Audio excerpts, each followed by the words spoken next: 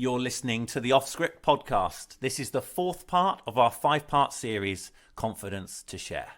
So how about this other thought then? We kind of know conceptually what these barriers can be, what our fears might be about not being equipped, not being able to say the right thing, not having all the answers and so on. There's also this thing that I've heard people talk about where they say it's easier to evangelise in a remote town that you're not part of to complete strangers than it is to evangelise to people in the workplace and your neighbours. Mm-hmm. Discuss. So is there something within that around the reputational risk Making ourselves look foolish? of putting your head above the parapet and saying, I'm a Christian? Because you're stuck with your neighbours and you're going to be working with your workmates for quite a period of time. Yeah, and if it's a family member, they know your history. Yeah. And I think it goes back to all that fear around preconceptions, doesn't it? What will people think of me if I say I'm a Christian? Are they going to think I'm one of those people that stands outside clinics, shouting at people? Or are they going to, it's all that kind of thing, isn't it? There's lots of cultural baggage around Christianity in the West. A lot of people, I go into school sometimes and, when people find out that actually Christianity's done quite a lot of good in the world, sometimes people are quite surprised because they don't even realise that, so many of the good things that Christians have done in the world because they're so used to hearing so much of the bad stuff, So I think there's an element of that within us, that's where some of the fear comes from. Yeah, and I think there's also that Christianity gets a hard press. Just listen to Christopher Hitchens or Stephen Fry. Yeah, and I think for me the other thing that I wrestle with is what's appropriate. Not just in terms of what's allowed, because I always know that there will always be potential, and I think there will come a time where it will be harder and harder in today's society. There's a sort of direction we're going in where there's a lot of barriers being put up, officially, but just in terms of actually, I have a working relationship with someone, and actually that is the relationship I have with them. So how does it work to find a way of connecting, find a way of sharing the good news where it actually wouldn't be appropriate or wouldn't feel appropriate to just blurt it out? For example, we were in a big team meeting yesterday, and we had a bit of an icebreaker thing.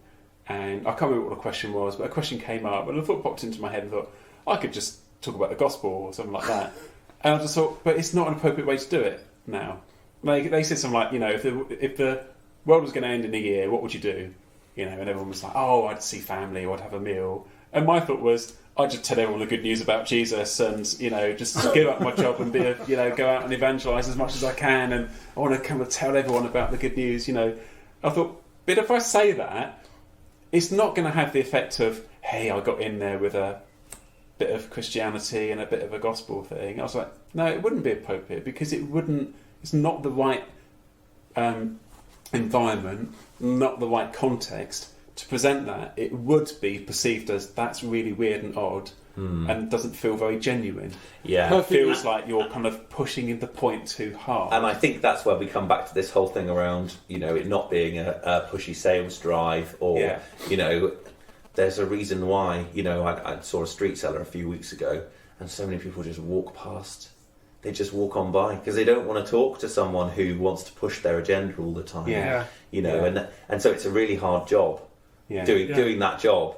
But sometimes we turn ourselves into that person if we're not careful, and we think, I've got to get it into every conversation. Then we go, gosh, this is really hard, isn't it? Yeah, because we're trying to do it wrong. That's right. There are some people who just can't help themselves. It just spills out of them. I'd say the people who are naturally anointed to be evangelists, it just bubbles out. They can't. They get into a conversation, and the second thing they're saying is, "Oh yeah, and I love Jesus," but that's not everyone. And if you try and force that, then sometimes it can actually do damage to people, what you're trying to do, the relationship.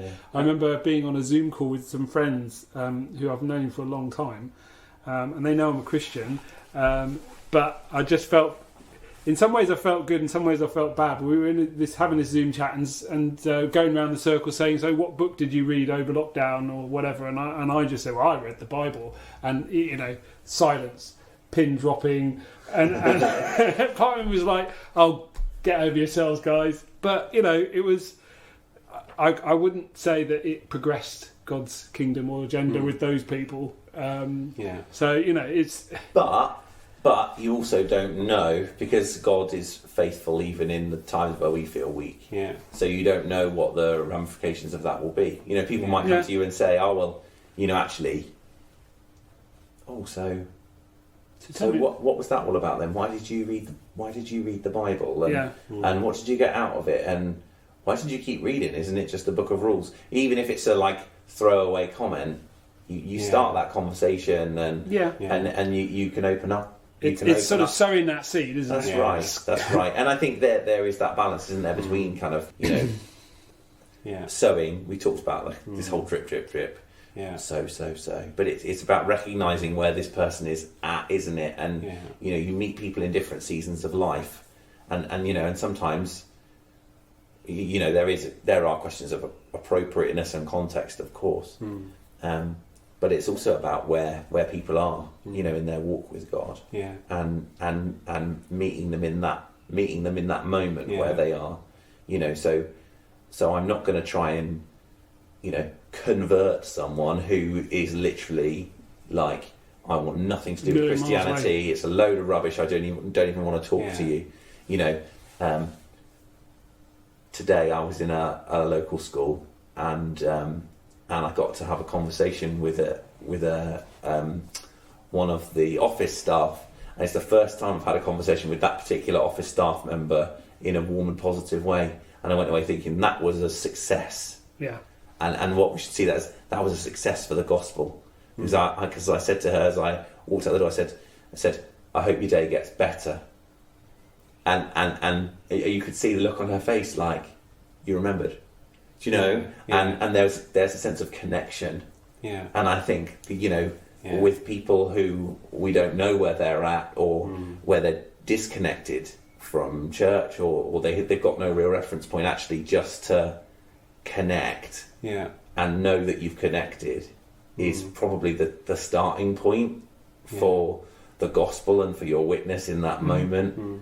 And then, next week I'll say, all these times I've never caught your name. Do you know what I mean? And then we can then have we can build a conversation. We can build a relationship from that place. And hopefully, the hope is, isn't it, that as we draw closer, as we draw near to God, that He draws near to us, but also that as we're connected to that person, that they're able to draw near to God as we draw closer to God as well. That we're able to show them more of who God is.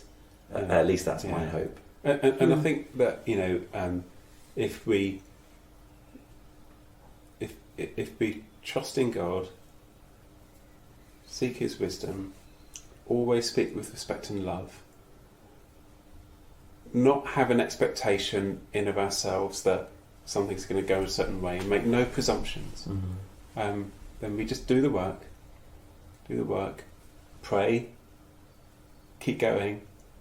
I think that there's something about that response to what God is already preparing in someone. That's right.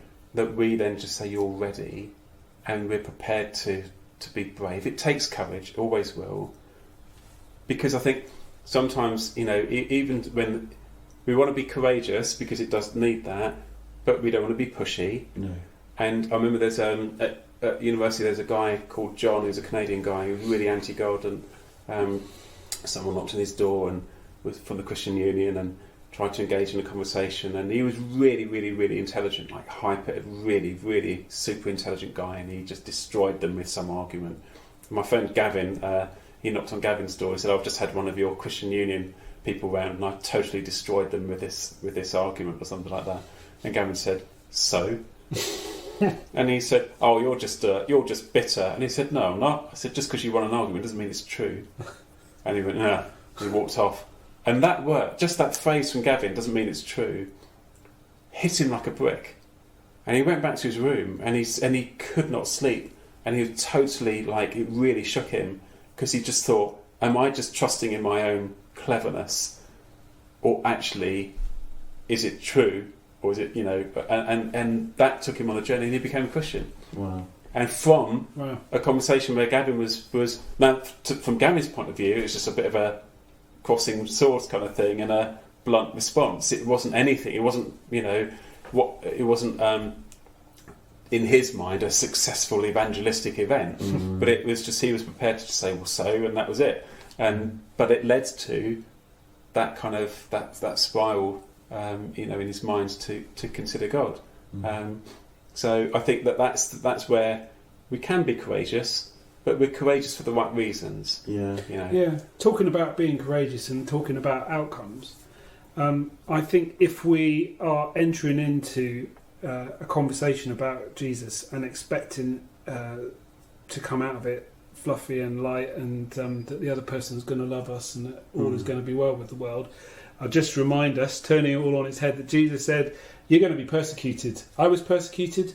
You're going to be persecuted. The prophets were persecuted. People will hate you because of you. So, I mean, I think just to season us a little bit with salt, I think if we go into this world expecting that we might cause a bit of friction and a bit of heat, and to grow some tougher skin, that's going to make us stronger Christians. But it's also, I think he's also remembering within that, I agree with that, but I think he's also remembering within that, isn't it, that we're God's workmanship. And I think that's, we're God's workmanship. We're made in Christ Jesus. God has good works prepared in advance for us to do. And actually, so, this great faith is in that context, is a great adventure as we discover the many good works that God has planned for us in advance. And that's a really exciting place to be, because you know what, tomorrow God's got good works planned in advance for me to do. And maybe as I walk home tonight, I'm going to have a conversation with someone, God's got good works planned for me on the way home for me to do. Do you know what I mean? And seeing it in that context, I think it makes evangelism quite exciting, actually. I guess full of exciting opportunities. I guess what we're trying to do is just to prepare people and encourage those who are listening that even if you face persecution or face objections or things don't quite go well, like you're saying, John, God is working in us, working in that situation. If we're trusting in Him, He's going to bring us through it. And so, not to stumble over that, not to think, oh, it's all failed, I'm never going to try that again. Because I think, some of us don't actually start evangelism because of the fear, and some of us witness when we're new believers, and then we hit that moment where, that didn't go down well. I'm not sure I want to do that ever again. And I just want to encourage people who are listening, if you're that person who has witnessed in the past and then really struggled to continue because it's not gone right one time, just keep trying, keep stepping back in. I think there's another thing as well to be said, that there's a woman called Rosaria Champagne Butterfield, who had what she calls a train wreck conversion. And her gospel was that she was actually very comfortable in her lifestyle choices, and the way her life was going. And actually the gospel was disruptive. And it wasn't a very pretty, straightforward, my life was a mess, and then I found Jesus, and now my life is wonderful.